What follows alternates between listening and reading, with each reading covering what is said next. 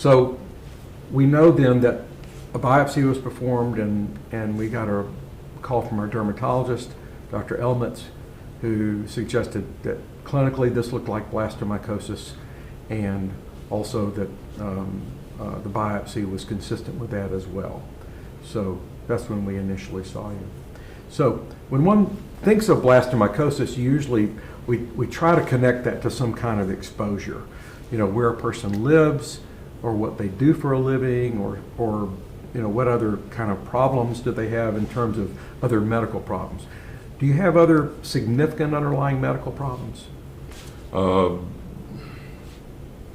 Nothing that would just jump out at you. Yeah. I'm 55 years old. I have my blood pressure's a little high. Yeah. I'm overweight. Those kind of things. But not diabetic, and no, you don't take any kind of medications that would impair your immune system, prednisone, any of those types of things. Not unless I fall. Okay, all right, and right. And what do you do for a living? I drive trucks. Okay. Most of the time. And this is important from an epidemiologic standpoint. Where do you drive? Because where you live is about 60 miles northwest of where we are in Birmingham.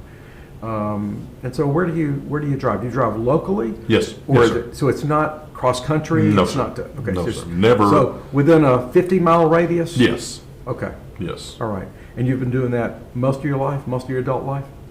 Yes, sir. Okay. All right.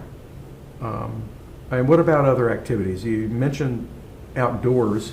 You live in a rural area, but Very rural. But very rural. Do you explore caves? Do you do any hiking, camping, any of that kind of stuff? Yes, sir. Yes, sir. We camp. I have two sons, and Right. yes, we camp, and Okay. we do. We had been members in a hunting club, for Right. years. You always go down there and work. You're Sure. always turning up, planting green fields. Those type of things. Right. Exactly. Okay. All right. So really nothing extraordinary. No, sir. Nothing extraordinary at all. Okay. I don't explore caves. You don't explore caves. Scared of the dark. You're Scared of the dark. Scared of the dark. You're not a spelunker. Not at all. All right. So, on seeing you, you're randomized and you received medication. Do you recall what you received? I believe we put you on itraconazole. Itraconazole. Suba. Itraconazole. Yes, sir. And describe what that was like. It was, take the medicine, to start with 3 times a day. Yeah. That, to begin with, was, again, it's just a little bit of getting it into your system. Yeah. And then after that, it was twice a day. The most aggravating thing I remember was having to log it, every time when you took it, and everything to keep up with that. Yeah. But as far as the medication, I noticed a difference within 10 to 14 days. Yeah. It started making a change. Yeah. And then by 30 days, there was a significant change. Right. And you had a dramatic response. yes. And so treatment for you lasted about 6 months. Roughly. And then at the end of 6 months, lesions were, for all intents and purposes, clear. And I should mention that in the course of working you up, we did a imaging of your chest, which showed no evidence of pneumonia. And there's really nothing else to suggest involvement with this infection anywhere else. So how did it impact your life? Or did it impact your life?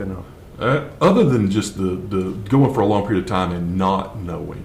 Yeah. And then originally, probably, it was a lot of information to take in all at once. Yeah. If you, other than just having to take medicine, that's something there that impacts you. But other than that, no, the just going so long and not knowing, you're relieved when somebody can tell you, hey, I've seen that before. Yeah. We know what this is. We know how to treat this. That makes a difference, because then you go, oh, I can see the light at the end of the tunnel. Yeah. We're going somewhere. Hey, that's what mattered to me. Let's go somewhere. Yeah. Yeah. Well, I mean, if I can recap it, then so basically you had 6 months of seeing folks back and forth, being treated with antibiotics. Yes, sir. And at some point, someone was contemplating a skin graft on your forearm. Yes. And thankfully, reversed that decision. And then at the end of 6 months, you happened on a dermatologist who biopsied it and came to the right conclusion as to what this was.